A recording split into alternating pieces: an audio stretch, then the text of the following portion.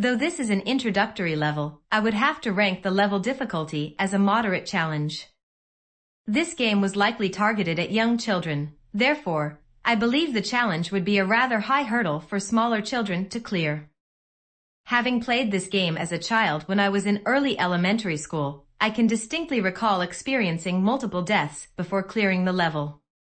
With that said, the sense of accomplishment when completing the level was extremely satisfying. Does the level succeed as a well-designed introduction level for the target audience? My answer is yes, but with an asterisk for those individuals who are easily frustrated or have underdeveloped coordination. What do you think?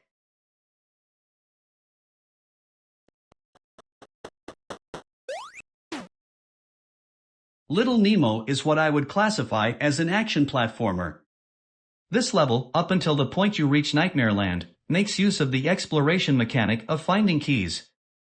Little Nemo not only makes use of verticality in its levels, but it also utilizes horizontal exploration as well. In order to traverse the horizontal and vertical planes of the environment, the player will need to make use of the other primary level mechanic, and that is the friendly animal feature. Upon your initial greeting with Flip, the clown? Flip, the boxcar hobo? Flip, the mischief king and chain-smoking busker? You're told that feeding certain animals candy will make them pliable to your 8-year-old will. Your animal victims require 3 pieces of Nemo's questionable treats before Nemo can jump onto the little sleeping critters and perform an unholy fusion that would make Dr. Moreau blush. The woodland fauna that Nemo commandeers in the mushroom forest are as follows: frog, mole, and lizard. The frog allows Nemo to jump higher but at the expense of movement speed on the ground.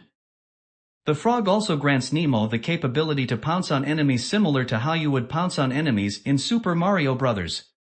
The mole is a level-specific animal, and is used to burrow through the dirt to reach hidden areas. The use of a level-specific animal is used in various levels yet is a short-lived mechanic due to likely time and/or space limitations at the time. As for the mole, it has no offensive capability, it cannot jump, and though it has ground movement speed that's quicker than Little Nemo, it's all but a liability to do anything with the mole other than dig, burrow, and displace ground soil. The final animal that Nemo can charge into battle with is the lizard. The lizard has quick movement speed on the ground and a responsive jump that is of similar height to that of Little Nemo. Unfortunately, charging into battle is reckless as the lizard has no offensive capabilities. What the lizard can do is stick to the sides of walls. Sticking to walls can be a tiny bit tricky but isn't too terribly difficult unless there is precise platforming involved. Nemo can banish these poor chimera and their tortured souls to the Shadow Realm at any time by pressing the select button on the NES controller and return to his original form. As Nemo, the player can use Nemo's suspicious Cosby candy to temporarily stun the enemies a few precious seconds so that Nemo can skirt past these treacherous foes. Nemo's jump ability is tied to the duration of how long the jump button is pressed down. A light tap will result in a shallow jump. Pressing and holding the jump button will result in a higher jump.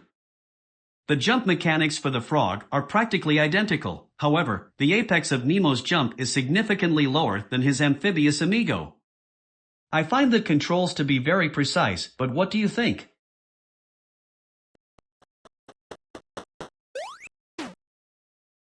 It's a little touch, but the mushroom forest is designed in a way where the appearance of mushrooms dwindle the further through the level you progress. This could be seen as Nemo struggling through the forest and finally making it to a clearing. Or it could be a saving on assets because those mushrooms are quite large. Either way, it works. Despite having a solid black background, the color usage is particularly vibrant. Also, the diversity in the flora of this level makes this feel about as overgrown of a forest as you're going to get in an 8-bit video game. The level also features stratification. A waterfall midway through the level allows the player to scale to a higher plateau and the mushroom caps reach high enough to make the forest floor disappear. Jumping from atop the last mushroom cap down to the earth below, you're greeted by a helper animal that lets you get subterranean. This area lets the player experience a miniature spooky cave section with bats hanging from the ceiling.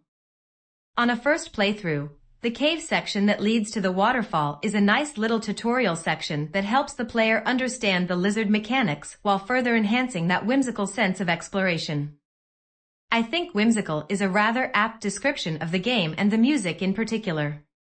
For this level, the tune is a moderately paced number that eschews a jittery and haunting tone for a more casual tune that one could hum or whistle to while trekking through some wacky woods. I happen to find the tempo of the song perfectly paced for those that want to take their time exploring every nook and cranny of this level. Furthermore, the song length is long enough so that it's not grating when put on a loop, but short enough that it doesn't overstay its welcome before it loops again.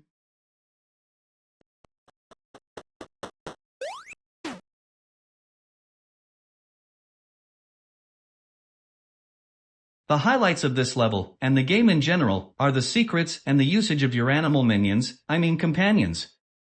The level introduces new concepts through brilliant but effective level design. Keys are placed out of reach by Nemo unless he uses the frog. Keys are inaccessible unless Nemo tunnels below with the mole, and scaling the waterfall to reach all the goodies requires the use of the lizard. Various health items are placed in the level to show how much health is restored for the two types of healing items, a medicine bot and medical kit. They're also plentiful enough to give a beginner a fighting chance if he or she makes a mistake while learning the basics. I know when I was a kid it was helpful to have a healing item nearby when I accidentally touched the frog before giving it the sleep diabetes. The placement of a 1-up icon at the latter part of the level is there to reward ambitious explorers willing to journey the path less traveled.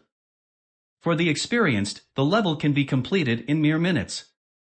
For the novice it may take more than a few deaths to become acclimated to the gameplay of Little Nemo. Later levels will build on the sturdy foundation that is the Mushroom Forest.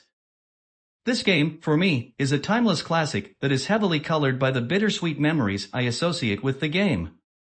However, if I were to give this level a ranking, I would give it a solid 4 out of 5 psychedelic mushrooms.